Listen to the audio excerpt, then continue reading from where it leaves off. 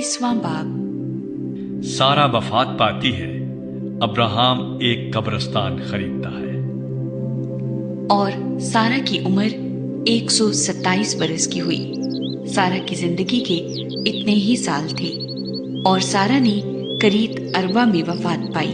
یہ کینان میں ہے اور حبرون بھی کہلاتا ہے۔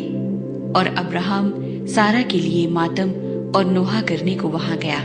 پھر ابراہام میت کے پاس سے اٹھ کر بنی ہت سے باتیں کرنے لگا اور کہا کہ میں تمہارے درمیان پردیسی اور غریب الوطن ہوں۔ تم اپنے ہاں گورستان کے لیے کوئی ملکیت مجھے دو، تاکہ میں اپنے مردے کو آنکھ کے سامنے سے ہٹا کر دفن کر دوں۔ تب بنی ہت نے ابراہام کو جواب دیا کہ اے خداوند ہماری سن، تو ہمارے درمیان زبردست سردار ہے۔ ہماری قبروں میں جو سب سے اچھی ہو اس میں تو اپنے مردے کو دفن کر۔ ہم میں ایسا کوئی نہیں جو تجھ سے اپنی قبر کا انکار کرے، تاکہ تو اپنا مردہ دفن نہ کر سکے۔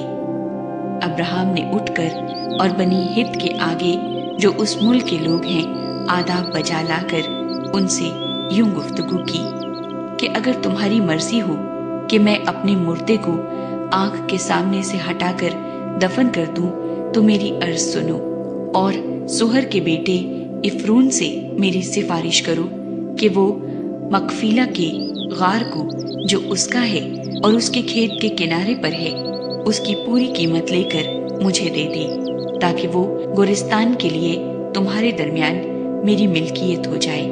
اور افرون بنی ہت کے درمیان بیٹھا تھا۔ تب افرون ہتی نے بنی ہت کے سامنے ان سب لوگوں کے روبرو جو اس کے شہر کے دروازے سے داخل ہوتے تھے ابراہام کو جواب دیا، اے میرے خداوند، یوں نہ ہوگا، بلکہ میری سن، میں یہ کھیت تجھے دیتا ہوں، اور وہ غار بھی جو اس میں ہے تجھے دیے دیتا ہوں۔ یہ میں اپنی قوم کے لوگوں کے سامنے تجھے دیتا ہوں، تو اپنے مردے کو دفن کر۔ تب ابراہام اس ملک کے لوگوں کے سامنے جھکا۔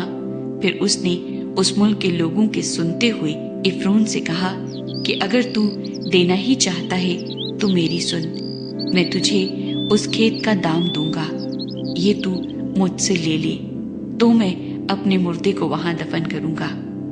افرون نے ابراہام کو جواب دیا، اے میرے خداوند، میری بات سن، یہ زمین چاندی کی 400 مسکال کی ہے، سو میرے اور تیرے درمیان یہ ہے کیا؟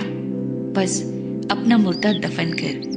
اور ابراہام نے افرون کی بات مان لی۔ سو ابراہام نے افرون کو اتنی ہی چاندی تول کر دی جتنے کا ذکر اس نے بنی ہت کے سامنے کیا تھا، یعنی چاندی کی 400 مسکال جو سوداگروں میں رائج تھی۔ سو افرون کا وہ کھیت جو مقفیلہ میں ممرے کے سامنے تھا، اور وہ غار جو اس میں تھا، اور سب درخت جو اس کھیت میں اور اس کی چاروں طرف کی حدود میں تھے، یہ سب بنی ہت کے اور ان سب کے روبرو جو اس کے شہر کے دروازے سے داخل ہوتے تھے ابراہام کی خاص ملکیت قرار دیے گئے۔ اس کے بعد ابراہام نے اپنی بیوی سارا کو مقفیلہ کے کھیت کے غار میں جو ملک کینان میں ممرے یعنی حبرون کے سامنے ہے دفن کیا۔ چنانچہ وہ کھیت اور وہ غار جو اس میں تھا بنی ہت کی طرف سے گورستان کے لیے ابراہام کی ملکیت قرار دیے گئے۔